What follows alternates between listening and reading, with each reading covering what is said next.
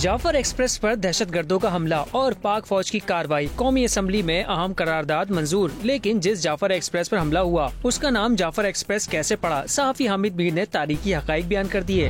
بہت سے لوگوں کو یہ نہیں پتا کہ جعفر ایکسپریس جو ہے اس کو جعفر ایکسپریس کیوں کہا جاتا ہے۔ یہ جو جعفر ایکسپریس ہے اس کا نام رکھا گیا ہے میر جعفر خان جمالی، جو کہ بلوچستان کے ایک مسلم لیگی لیڈر تھے، جنہوں نے بلوچستان مسلم لیگ کے وفد کے ساتھ 23 مارچ 1940 کو جو لاہور میں آل انڈیا مسلم لیگ کا اجلاس تھا اس میں شرکت کی تھی، اور جب قائد اعظم کی بہن محترمہ فاطمہ جناح نے جنرل ایوب خان کے خلاف الیکشن لڑا جنوری 1965 میں، تو جعفر خان جمالی صاحب ان کے ساتھ تھے، اور اس وقت فاطمہ جناح اور جعفر خان جمالی دونوں کو غدار قرار دے دیا گیا۔ لیکن جب ان کے جو بھتیجے ہیں میر ظفر اللہ خان جمالی صاحب، جو 2003 میں جب وہ پرائم منسٹر بنے تو انہوں نے اس ٹرین کا نام جعفر ایکسپریس رکھ دیا۔ صحافی حامد میر نے پروگرام میں اس قرارداد کی تفصیل بیان کر دی جس پر تحریک انصاف نے بھی دستخط کیے اور جعفر ایکسپریس پر حملے کی مذمت کی۔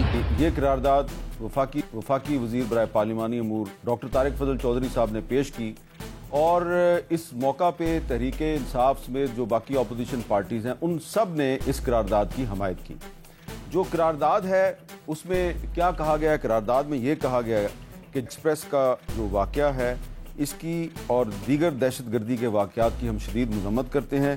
کسی گروپ یا فرد کو قومی امن اور خوشحالی کو تباہ کرنے کی اجازت نہیں دی جائے گی، قومی سلامتی سے متصادم نظریات کو پھیلنے نہیں دیا جائے گا۔ ایوان سانحے میں جاں بحق ہونے والے معصوم شہریوں کو خراج عقیدت پیش کرتا ہے۔ پاکستان آرمی، ایئر فورس اور دیگر قانون نافذ کرنے والے اداروں کی بہادری اور عزم و ہمت کو بھی خراج تحسین پیش کیا گیا، اور کہا گیا پاکستانی عوام کسی رنگ، نسل، رنگ اور مذہب سے بالاتر ہو کر دہشت گردی کے خلاف متحد رہیں گے۔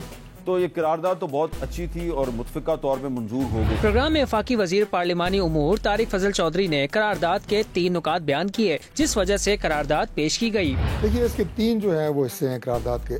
پہلا حصہ یہ ہے کہ جو بے گناہ قیمتی انسانی جانوں کا جعفر ایکسپریس پہ جو حملہ ہوا اس میں جو نقصان ہوا، جس میں ہمارے ایف سی کے جوان بھی تھے اور ہمارے مسافر بھی تھے، ان تمام خاندانوں کے ساتھ اظہار ہمدردی اور اظہار یکجہتی۔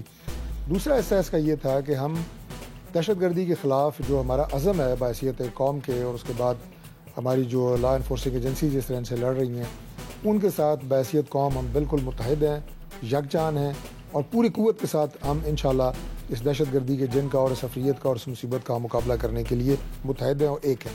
یہ میسج بہت امپورٹنٹ تھا جو دیا گیا۔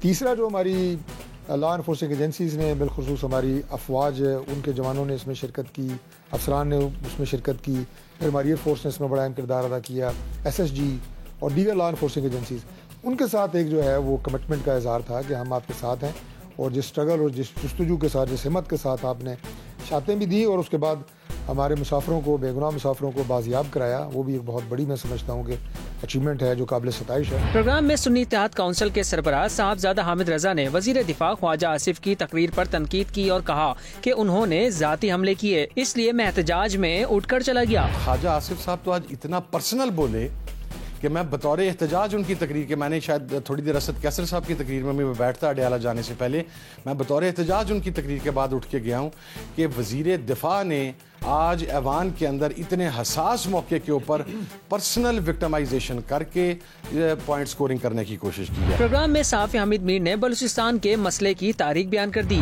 بلوچستان کا جو مسئلہ ہے یہ کافی حساس مسئلہ ہے۔ جب اس پر ہم بات کرتے ہیں نا تو اس کی ایک ہسٹری ہے، اس ہسٹری سے کوئی انکار نہیں کر سکتا۔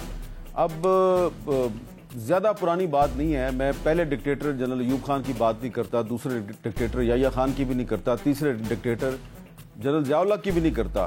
جو چوتھا ڈکٹیٹر تھا جنرل پرویز مشرف، وہ یہیں اسلام آباد میں یہ کنونشن سینٹر میں ہم لوگوں کو سامنے بٹھا کر، اور کچھ بلوچ رہنما جو ہیں ان کو سامنے بٹھا کر کیا گفتگو کرتے تھے، ذرا سنیے۔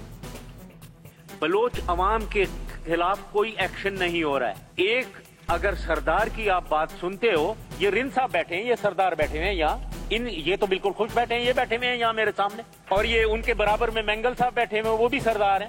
اور یہاں آپ کو پتا ہونا چاہیے کوئی 78 سردار ہیں، جن میں سے 75 کو کوئی پرابلم نہیں ہے، سب گورنمنٹ میں ہیں، سب ایکشن کر رہے ہیں۔ 3 سردار بول رہے ہیں، ان میں سے ایک ڈیرہ بگٹی سے गड़बड़ कर रहा है और सुई को भी उसने अटैक करके खराब किया है, उसको आपने क्या हक दिया है कि वो पाकिस्तान या बलोच का सारे पूरे बलोच कौम के लिए आवाज उठाए? आपने हक दिया?